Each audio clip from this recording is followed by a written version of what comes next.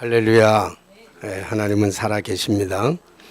살아계신 하나님이 함께하지 아니하시면 아무리 좋은 별장에 살고 아무리 큰 대궐 같은 집에 산다 할지라도 그 살아가는 삶이 불안과 초조와 갈등 같은, 그래서 지옥 같은 삶을 살아가지만 하나님이 함께 계시고 주님이 우리를 주장하시면 초막이나 궁궐이나 그 어디나 하늘나라인 줄로 믿습니다.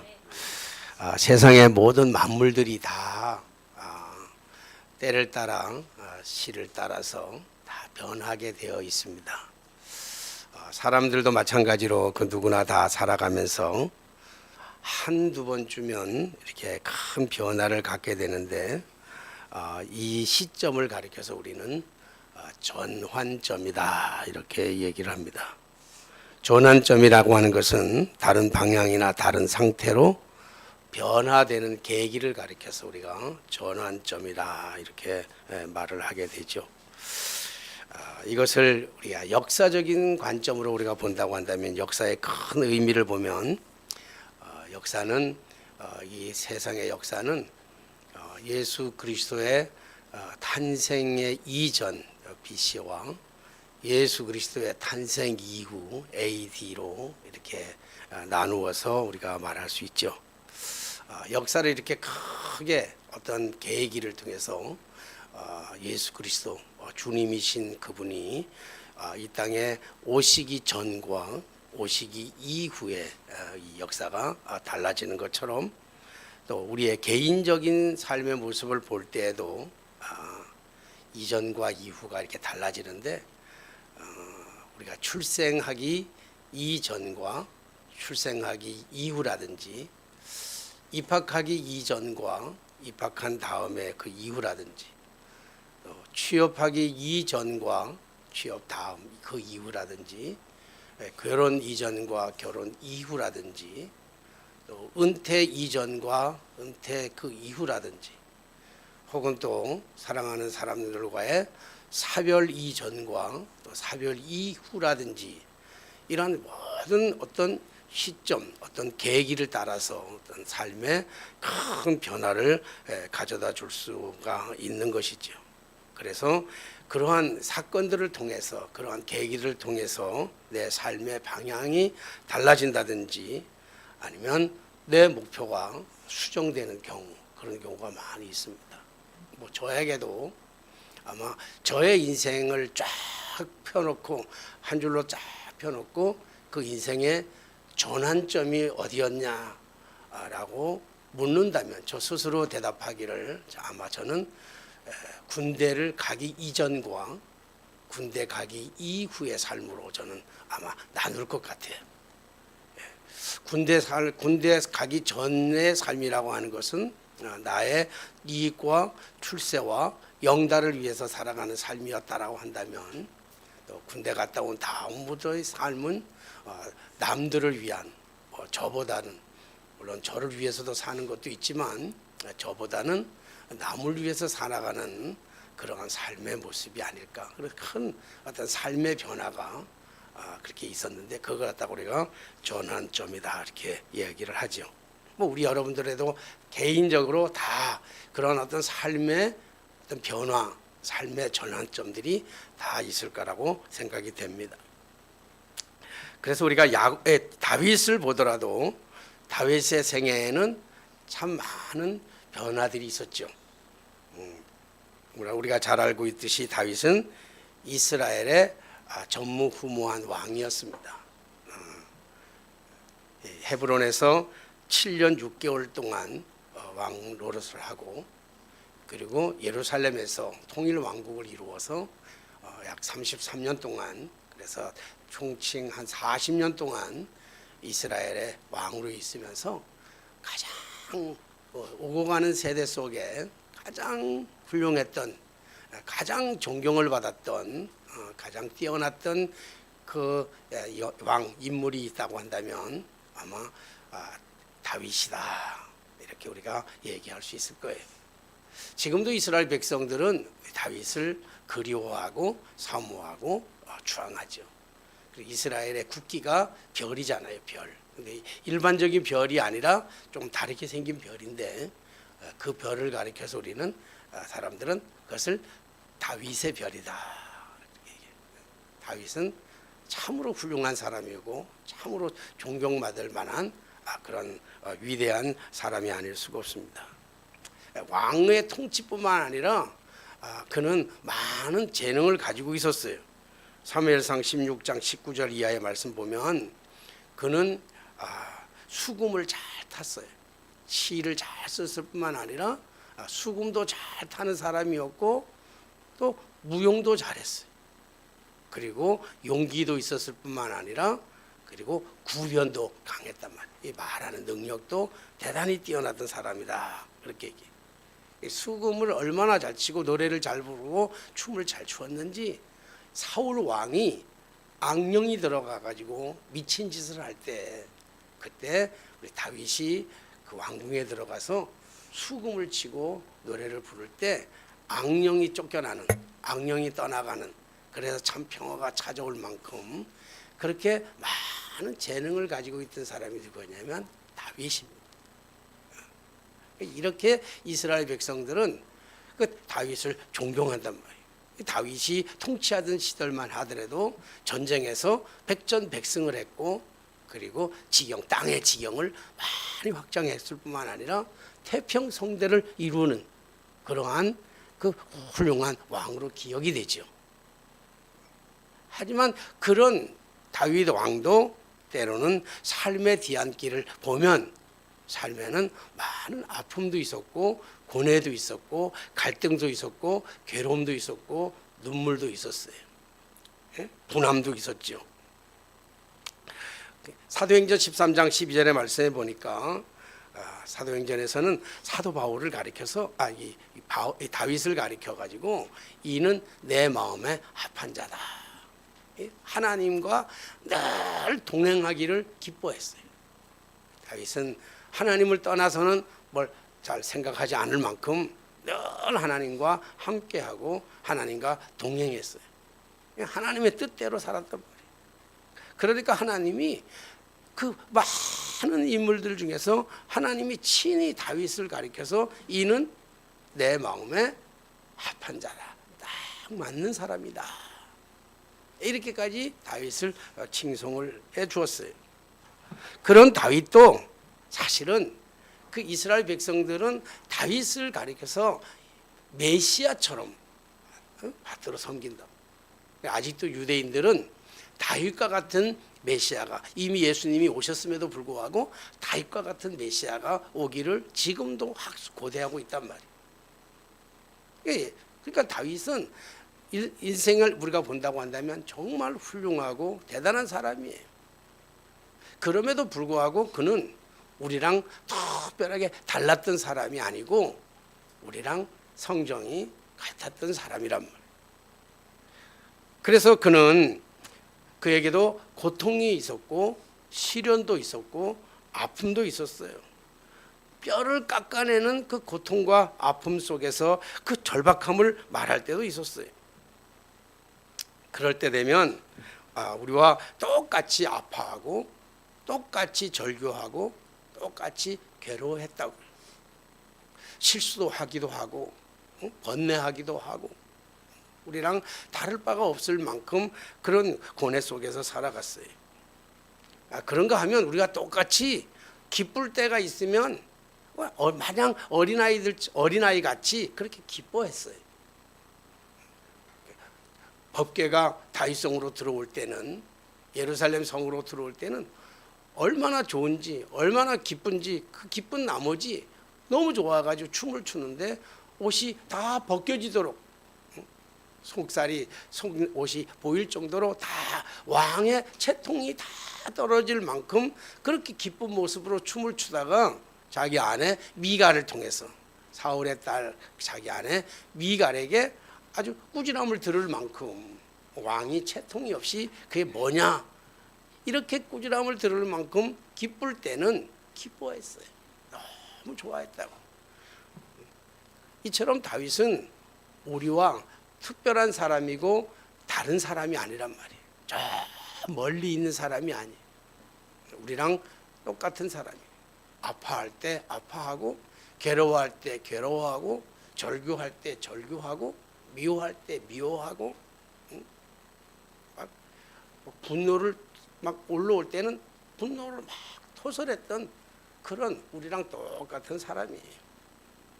그러니까 우리도 마찬가지로 좀 아프면 아프다고 말하면 돼요. 괴로우면 괴롭다고 말하는 게 좋아요. 그리고 미우면 밉다고 하면 돼요. 그리고 욕하면 돼요. 사정없이 욕하라고. 배고프면 밥 먹으면 되는 거고. 그냥 그렇게 살아가는 거예요. 다윗도 똑같아요. 다윗도 배고플 때 먹지 말아야 될 진설병까지도 먹었던 사람이거든. 그러니까 그렇게 살아가는 거예요. 내가 믿음이 있는 사람이라고 해서, 내가 믿음이 있다라고 해서 그것을 토설하는 것은 마치 믿음이 없는 것처럼, 잘못된 것처럼 그렇게 생각하고 참는 것은 옳은 방법만은 아니에요. 다 참아낸다. 믿음의 사람이니까 그 어떤 환경에서도 다 참아내야 되겠다. 이건 본인한테 해가 돼. 나빠요. 그러니까 믿음이 있어도 속상하면 속상한 거 얘기하면 돼요. 괴로우면 괴로운 거 얘기하면 돼요. 아프면 아프다고 얘기하면 되고요. 미우면 밉다고 얘기하면 돼요. 다윗이 시편의 많은 부분에도 이렇게 써 있어요. 막 아주 너무너무 심한 욕을 한 때도 있단 말이에요. 심지어 하나님을 향해서도 원망할 때가 있어요. 원망하고 싶으면 원망해도 돼요. 그냥 꼭 참는 게 그게 믿음은 아니란 말이에요. 믿음은 꼭 그런 것 토설하면 돼. 그러니까 오늘도 여러분 아프면 아프다고 말하고, 괴로우면 괴롭다고 얘기하고, 미운 놈이 있으면 아주 미운 것 들춰내가지고 그냥 그걸 다 토설한다고 그래. 다 드러내면 돼요. 근데 그걸 사람들 앞에서 드러내지 말고 아무도 없는 데서, 아무도 듣지 않는 데서, 골방에서든지 아니면 교회 아무도 없는 그 교회 성전에 와서든지 아니면 산에서든지 들을 지나든지, 그렇지 않으면 바다에서든지. 저는 저라고 사람 성정이 똑같은데 미워한 사람이 없겠어요? 괴로운 일이 없겠어요? 고달픈 일이 없겠어요? 이럴 때마다 물론 교회 와서 제가 기도할 때도 많이 있지만, 사실은 저는 교회 골방보다는요, 때로는 혼자서 산에 간다든지, 아무도 없는 산에, 한 번은 지리산에 가가지고 노고단 그 뱀사골을 혼자서 넘어가면서 얼마나 큰 소리로 막 욕도 하고 하고 싶은 얘기 다 했어. 욕도 하고 괴롭다고도 하고 다 했는데, 그리고 쉬고 있는데 저쪽에 뒤에 저 멀리서 오던 다른 일행들이 그 다 들었나 봐요. 그 메아리로 다 들었나 봐. 나는 그냥 내가 다 막 분하기도 하고 속상하기도 하고 억울하기도 하고 괴롭기도 하고, 그 아무도 없는 데서 했더니 속도 시원하지요. 하나님에 대한 원망도 하고 또 감사도 하고, 그리고 앉아 쉬는데 한 30분 됐나? 그좀 쉬고 있는데 뒤에 사람들이 오면서 자꾸 웃는 거예요. 날 보고. 얘기를 다 듣진 않았나 싶기도 해요. 혼자서 사람들마다 조금씩 달라요. 들을 지나면서 하든지, 그리고 또 저는 속초에 살 때는, 고향 속초에 있을 때는요, 바다에 앉아서 연금정그 내가 하면 기도바위가 있단 말이에요. 기도바위가 있으면 그 기도바위에 앉아서, 특히 비 오는 날 같은 데 너무 좋아. 아무도 안 오는데 빗소리에 소리가 안 들리잖아요. 파도 소리, 빗소리에 소리가 안 들리면 거기 서서 정말 많은 기도, 속에 있는 얘기를 많이 했어요. 아무도 안 듣는 데서 부르짖고 외치는데, 아무도 안 듣는 그 시간에 하나님은 듣고 계시는 줄로 믿습니다. 하나님 다 듣고 계셔. 사실 우리가 말하지 않아도 다 알아요. 우리가 굳이 뭐 이런 거 저런 거 속상한 거 다 말하지 않아도 하나님은 다 알지만 우리 안에 있는 걸 다 토설어내야 된단 말이에요. 쓴뿌리, 독, 내 안에 있는 상처, 독은 다 끄집어내야 된단 말이에요. 그래서 우리가 소리를 내서 사람한테 이 얘기를 하면요 찝찝해. 속은 시원한 것 같은데 왜 그렇게 찝찝한지 몰라. 그리고 해결도 안 돼요. 정말 조용한데 아무도 없는데, 그래서 자기만의 정말 좋은 공간, 골방이 있는 게 좋아요. 그런 거 없으면 이렇게 좀 아무도 없는 데 나가가지고 뭐 산이든 들이든 강이든 아니면 바다든 가가지고 막 소리를 지르는 게 중요하다고요. 왜냐하면 그 훌륭했던, 이는 내 마음에 합한 자라고 얘기했던 그 다윗, 이스라엘의 가장 위대한 전무후무한 이런 임금이 없었어. 이런 왕이 없었다고요. 이런 훌륭한 왕도 성정이 같아서 막 시편 73편을 썼는데, 시편 73편을 쓴 그 시편 읽어보면요 정말로 어떨 때는 이게 정말 다윗 맞나? 이 성경을 시편을 읽다 보면 이게 정말 다윗, 우리가 알고 있는 다윗 맞나 할 정도로 그렇게 속에 있는 이야기를 토설해냈다고요. 글로 써냈어요. 그랬던 이 다윗도, 이런 다윗, 우리와 성정이 똑같은 다윗이 어떻게 이렇게 다른 사람으로 바뀌어질 수 있었을까?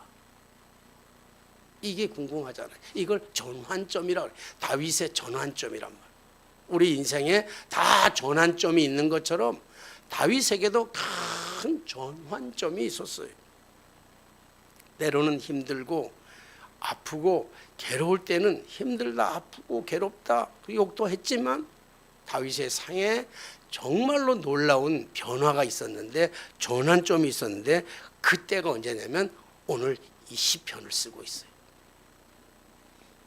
여호와는 나의 목자시니 내게 부족함이 없으리로다. 그가 나를 푸른 풀밭에 누이시며 쉴만한 물가로 인도하시도다. 그리고 시편 23편이 6절로 되어 있는데 6절 가운데 가장 핵심이 뭐냐면요 오늘 본문의 말씀이에요. 오늘 본문의 말씀이 앞에 뒤에를 다 묶어준다고요. 사실 오늘 이 본문의 말씀이 없으면, 빼놓으면요 이 말씀이 굉장히 공허하기 쉬워요. 그리고 공허할 뿐만 아니라 인간은 불가능해요. 안 돼요. 할 수가 없어. 말로는 그렇게 할 수 있지만 실제로 삶은 그렇게 살아갈 수가 없어요. 그 3절이 뭐죠? 원래 3절 다 같이 한번 읽어볼까요? 3절 시작. 내 영혼을 소생시키고 자기 이름을 위하여 의의 길로 인도하시니도다. 다윗의 생애의 가장 큰 전환점이 바로 여기 있어요. 완전한 다른 사람으로 바뀐다. 이게 뭐냐면 내 영혼을 소생시키시고 라고 하는 거예요. 내 영혼을 소생시키시고. 소생이라고 하는 말은 다른 말로 얘기하면 회복되다 이런 뜻이기도 하고요. 더 구체적으로 얘기한다면 살아나다 이런 얘기예요. 살아났다는 거예요. 다윗이 영원히 살아났다 이 얘기. 그러면 뭐 다윗이 언제 죽었었습니까? 안 죽었잖아요. 여기서 살아나다라고 하는 내 영혼이 살아났다. 그럼 과거 전환점 이전과 이후는 뭐냐면 과거에는 지금까지는 육적인 삶을 살았어요. 본능에 따라 살았단 말이에요. 육체적인 본능을 쫓아서 살아갔던 사람이에요.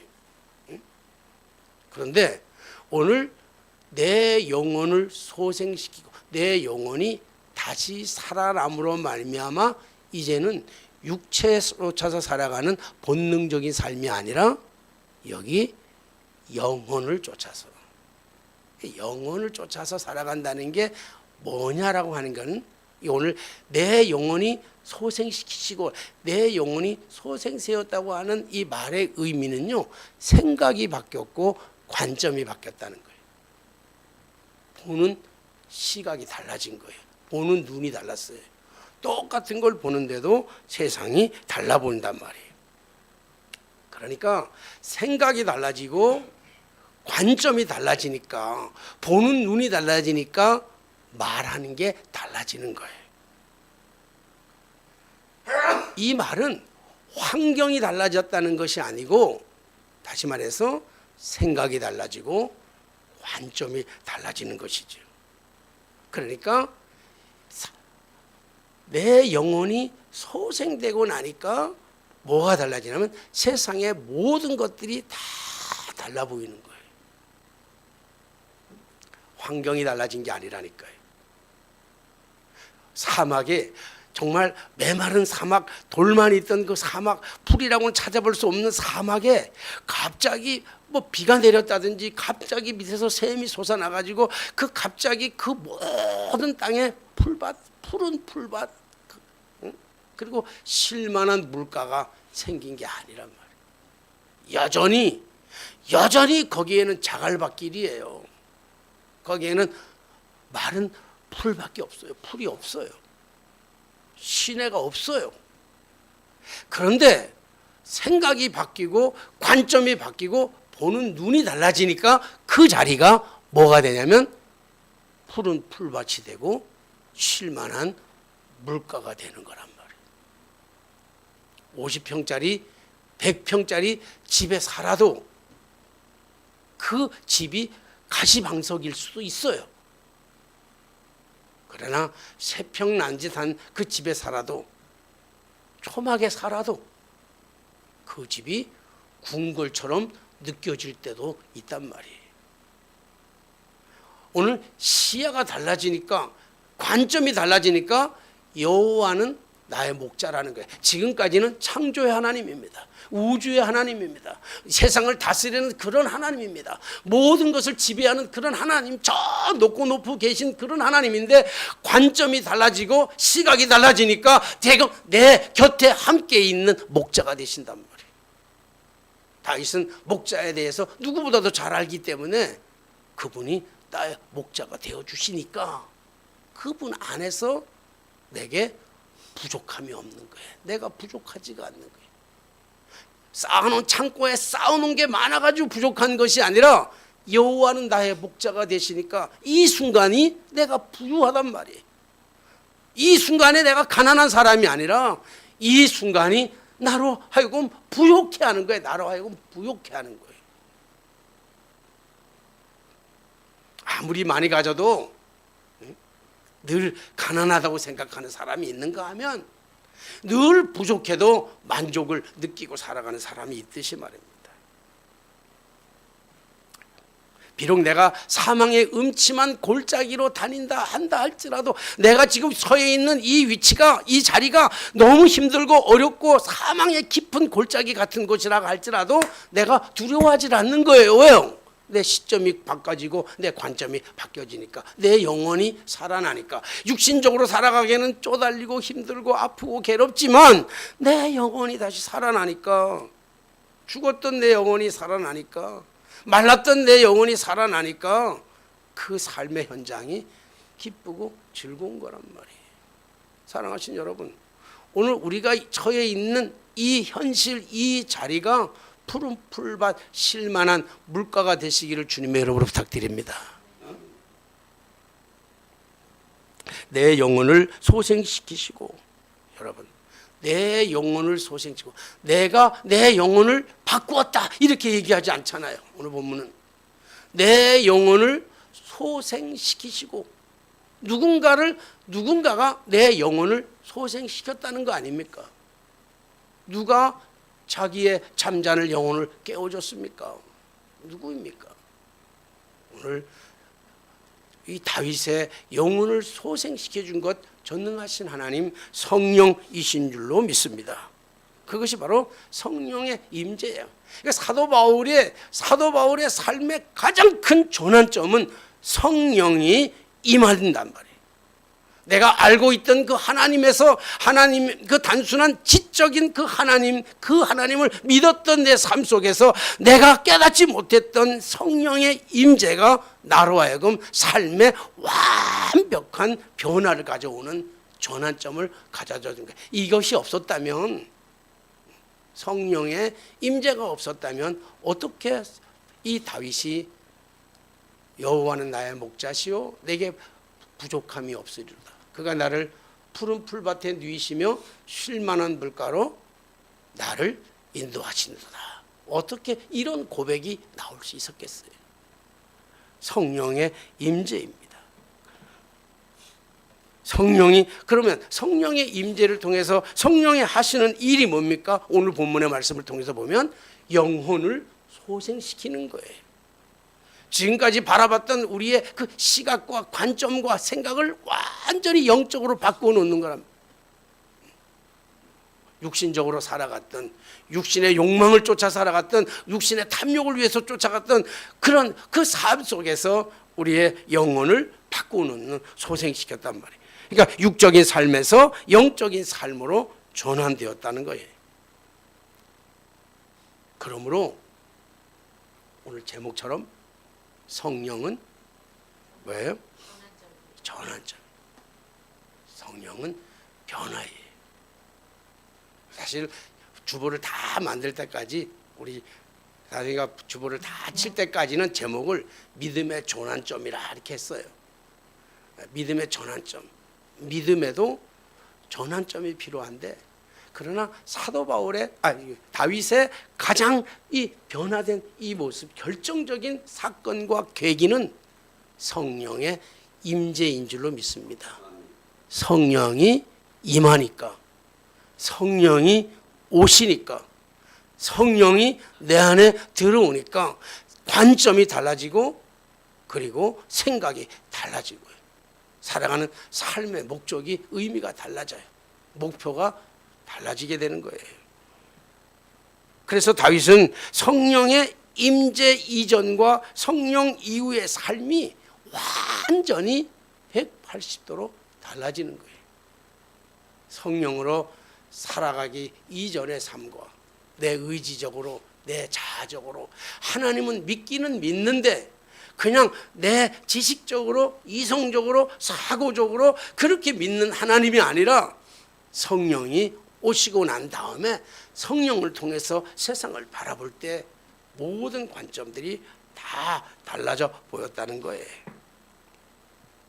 성령의 임재가 임하니까 모든 것이 다 푸른 풀밭, 쉴 만한 물가로 보이는 거예요.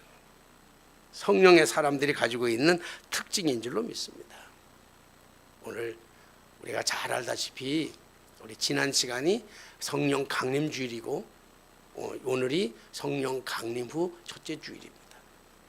우리 기독교의 가장 큰 변화, 가장 큰 전환점이 있다고 한다면 아마 오순절 마가의 다락방이 아닐까, 저는 그렇게 구분하고 싶습니다. 예수님을 따라다니던 수많은 사람들, 특별히 예수님을 따라다니던 12 제자들은 예수님과 함께 동행하면서 3년 동안, 예수님의 공생에 3년 동안 같이 따라다니면서 그들이 믿음이 없었다라고 얘기할 수는 없을 거예요. 그럼도 그들 나름대로 믿음이 있었습니다. 그러나 그들의 믿음은 언제나 불완전한 믿음이었습니다. 어려움이 오면, 두려움이 생기면 두려워했어요. 걱정이 생기면 걱정했어요. 얼마나 먹는 걸 걱정했으면 예수님께서 비유로 말씀하시면서 무엇을 먹을까, 무엇을 입을까, 무엇을 마실까 염려하지 말라. 저 공중에 나는 새를 봐라. 저 들에 핀 백합화를 보라. 심지도 않고 거두지도 않았지만 하나님께서 먹이시고 입히시지 않느냐. 하물며 너희일까 보냐, 너희를 굶길까 보냐, 너희를 헐벗게 할까 보냐, 하물며 너희일까 보냐. 오늘 예수님의 제자들은 3년 동안 예수님께서 기적을 행하시는 그 기적의 현장에서 다 봤어요. 안주매이가 일어나는 것도 봤고, 눈먼 소경이 눈을 뜨는 것도 봤고요, 포도주로 물로 만드는 걸 봤고요, 그리고 문둥병자가 고침을 받는 것도 보았고요. 보리떡 5개와 물고기 2마리를 가지고 5,000명이나 되는 사람들을 먹이고도 12광주리를 남기는 기적의 현장을 보았기도 하고요. 세금 문제로 했을 때는 예수님께서 고기를 잡아가지고 배를 갈라서 그 안에 있는 동전으로 세금을 내라고 하는 것까지, 그런 엄청난 기적까지 다 보았지만, 그러나 그들은 여전히 불안했어요. 여전히 두려워했어요. 왜요? 그들은 믿노라고 하면서도 여전히 육신적인 관점으로 세상을 바라봤기 때문에 그래요. 그런데 오순절 마가다락방에 성령이 임하시니까 그들은 완전한 사람으로 바뀌었잖아요. 겁쟁이였던, 두려웠던, 무서워서 벌벌 떨던, 아무 의욕도 없던 그 제자들이 새로운 사람으로, 두려움은 사라졌습니다. 언제 그들이 겁쟁이였냐 할 만큼 두려움도 사라졌습니다. 의욕이 어떤 사람도 일어나서 복음을 전하는 사람으로, 완전한 사람으로, 180도 완전한 사람으로 바뀌어졌어요. 무엇이 그들을 바꾸어놨어요? 무엇이? 성령이 그들의 삶을 완전히 바꾸어놨습니다. 내 영혼이 소생시키고 영혼이 다시 살아나는 그 삶 속에서 제자들의 삶은 완전히 달라졌다. 두려워하지 않았다. 목숨도 아낌없이 내놨다. 두려움이 없어. 믿음의 전환점 아닙니까? 오순절 마가다락방에 찾아온 믿음의 전환점. 그래요. 오늘 우리가 살아가는 우리의 삶에는 힘들고 어려울 때 있어요. 사실은 다윗도요, 미친 척 하잖아요. 아기스 왕에게 가가지고 막 미친 척 하기도 하잖아요. 들이대면서 자기가 알아봤. 가드 왕, 사울 왕에게 쫓겨다니다가 가드 왕한테 갔는데, 가드 왕의 신하들이요, 이 다윗을 가리켜서 사울은 천천히요, 다윗은 만만의 사람 아닙니까? 알아보게 되니까 그때 다윗이 미친 척 하면서 막 문짝에다가 막 하고 침을 갤갤 흘리고 수염에다 갤갤 흘리는 미친 사람처럼 행동하기도 해요. 성경이 똑같은 사람이기 때문에 그래.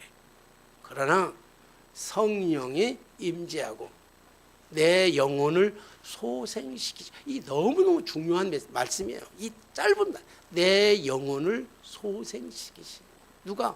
성령께서, 하나님께서 내 영혼을 소생하고 나니까 생각이 달리고 관점이 달라져요. 보는 게 달라지니까 세상의 모든 것들이 다 달라질 수밖에 없는 것이잖아요. 오늘 이 다윗이 내 영혼을 소생시키고, 오늘 본문의 말씀 보니까 내 영혼을 소생시키시고 그 다음에 자기 이름을 위하여 의의 길로 인도하시는도다. 영혼이 소생한 다음에 성령의 인도를 깨닫고 나니까 비로소 안 보이는 것들이 다 보이는데, 막힌 길이 감사하다는 거예요. 실패가 아니었던 거예요. 지금까지는 그게 실패라고 생각했는데 실패가 아니에요. 막혔다고 생각했는데 막힌 게 아니라고요. 손해라고 생각했는데 손해가 아니라고요. 지금 보니까. 왜요? 하나님이 자기 이름을 위한다는 게 뭐예요? 하나님의 영광을 위해서 막으신 거예요. 막으신 게 복이란 말이에요. 그게 잘 됐다면, 그 일이 잘 됐다면요, 어떻게 망가질지 모르는 거예요. 자기의 의의 길로 인도하시는 거예요. 의의 길이란 좋은 길이잖아요. 복된 길이잖아요. 축복의 길이에요. 오늘 우리 사도행전 16장에 보면 바울과 그의 일행들이 1차 전도 여행을 아시아로 다녀오고, 그리고 2차 전도 여행을 준비하면서 아시아를 준비하잖아요. 1차 전도 여행 갔다가 부족한 것들이, 모자라는 것들을 다 충족해가지고 완벽하게 준비해가지고 아시아로 전도하러 가려고 그러잖아요. 근데 막혀요. 길이 자꾸만. 가려고 하는데 자꾸 막힌다고. 그래서 이렇게 돌아가려니까 여기도 막히고, 저리 돌아가니까 여기도 막혀. 다 막히는 거예요. 그러니까 바울이 도대체 이해가 안 가는 거예요. 이 좋은 일에 내가 왜 이 일이 막히냐고. 자꾸만 막혀. 근데 성령께서 가르쳐 주시잖아요. 성령이 마게도냐 쪽으로 가라는 거 아닙니까? 그러니까 성령의 인도 따로 마게도냐로 가가지고 빌립보에 가가지고 루디아라고 하는 여인도 만나기도 하고요. 그리고 빌립보 교회가 세워지기도 하고, 그리고 비로소 이 로마의 복음의 문이, 그 유럽의 복음의 문이 처음으로 확 열리기 시작하잖아요. 하나님의 교회 길이란, 하나님의 의의 길이라고. 하나님의 의의 길은요, 바울이 아시아로 가는 것이 아니라 유럽으로 가는 길이었단 말이에요. 그게 의의 길이고 복음의 길이고 축복의 길이고 영광의 길이에요. 하나님이 막으시는 거예요. 막았어. 하나님이 막았어. 왜? 의의 길로 인도하시기 위하여, 더 좋은 길로 가게 하시기 위하여 막으신 거예요. 여러분, 오늘 여러분들의 삶 속에 실패가 있습니까? 여러분들의 삶 속에 막힌 게 있습니까? 여러분들의 삶 속에 억울한 게 있습니까? 정말 답답하고 속상하고 괴로운 일이 있습니까? 그것 때문에. 근데 그것이 오히려 하나님의 관점에 보면 그게 복이란 말이에요. 그게 은혜란 말이에요. 그게 축복이란 말이에요. 왜요? 하나님의 의의 길로 인도하시기 위한 거예요. 그 길은 욕심의 길이에요. 그 길은 타락의 길이에요. 그 길은 멸망의 길이에요. 그 길로 가면 안 돼요. 거기에 섞여 있으면 안 되는 거예요. 그러시니까 하나님이 막아주신 거예요. 성령께서 막아주신 거라고요. 오늘 다윗은 그걸 알았잖아요. 다윗 그걸 깨달았어요. 안 된 게, 잘못된 게 잘못된 것이 아니고, 잘못된 것이 도리어 자기에게 손해가 되고 자기에게 잘못됐다고 생각했던 내 생각, 내 방법이 아닌 그것이 잘못됐다고 생각했던 그것이 잘못된 것이 아니라 하나님의, 여호와의 의의 길, 옳은 길, 하나님의 영광을 드러내는 길이라고. 여러분, 오늘 우리의 삶 속에 어려움이 있고 막힌 것이 있다면 감사하시기 바랍니다. 그것을 통해서 하나님은 하나님의 영광 받기를 원하시는 줄로 믿습니다. 여기서 실패하면 안 돼. 거기서 좌절해 버리면 안 돼. 여기서 멸망해 버리면 안 된다고요. 여기서 포기해 버리면 안 돼요. 그러면 마귀만 좋아하는 거예요. 마귀만 좋아한다고요. 마귀만 신나해. 왜 마귀가 좋아하는 일을 할 거예요? 아니에요. 하나님의 의의 길, 반드시 하나님은 이 일을 통해서 더 좋은 것을 만들어 가시는 하나님이신 줄로 믿습니다. 그렇기 때문에 우리가 믿음만 가지고, 내 의지만 가지고는 우리가 견뎌낼 수가 없어. 그래서 우리가 성령의 인도를 따라 살아가야 되고 성령의 임재가 필요한데, 그러면 어떻게 성령의 임재하냐 말, 가만히 있으면 성령이 임재하십니까? 다윗은 그러질 않았어요. 우리가 성령의 임재를 사모한다면, 성령이 우리를 주관하기를 원하신다면요, 우리 초대교회 교인들이 기도에 전무했던 것처럼 우리가 말씀을 가까이 해야 돼요. 하나님의 말씀을 가까이 해야 돼요. 성경을 가까이 해야 돼요. 그래서 성경을 좀 가까이 하면서 많이 읽고 묵상할 필요가 있단 말이에요. 이 성경은 일반 책하고 다르잖아요. 그래서 이게 다 신앙 고백을 담은 글이잖아요. 그래서 성경을 많이 읽고, 그리고 아까도 말씀드렸지만 홀로, 나 홀로, 아무도 없는 데서, 아무도 없는 데서 토설하는 거예요. 속상하면 속상한 걸, 아프면 아픈 걸, 아무도 없는 데서 하나님 앞에서, 아무도 듣지 않는 데서 내가 떠드는 그 모든 것이, 그게 뭐냐? 그게 기도예요. 그게 기도라고. 뭐 화려한 어떤 이렇게 이런 걸 화려한 문법을 써서 이런 것만이 꼭 기도가 아니라, 내 안에 있는 걸 다 털어내는, 골방에서, 산에서, 바다에서, 강에서, 들에서든지 아무도 없는 데서 토설해낼 때, 다윗이 이런 걸 토설해낼 때 성령이 임하고 나니까, 그러니까 성령이 임하고 나니까 여호와는 나의 목자시니 내게 부족함이 없으리로다. 그가 나를 푸른 초장에 누이시고 쉴만한 물가로 인도하시는도다. 내가 그리고 뭐예요? 내 영혼을 소생시키시고 자기의 이름을 위하여 의의 길로 인도하시는도다. 내가 사망의 음침한 골짜기로 다닐지라도 해를 두려워하지 않을 것은 주께서 나와 함께 하심이라. 주의 지팡이와 막대기가 나를 안위하시나이다. 요건 또 다음 주잖아요. 아무쪼록 여러분, 오늘 우리가 우리의 인생에, 정말 내 삶의 인생에, 어떤 사람은 30대에 올 수도 있고, 어떤 사람은 40대에 올 수도 있고, 어떤 사람은 20대에 올 수도 있고요, 어떤 사람은 60대에 올 수도 있고요, 어떤 사람은 80대에 올 수도 있어요. 인생의 전환점이, 믿음의 전환점이, 신앙의 전환점이, 포기하지 말자고요. 왜 포기해요? 다 다른데.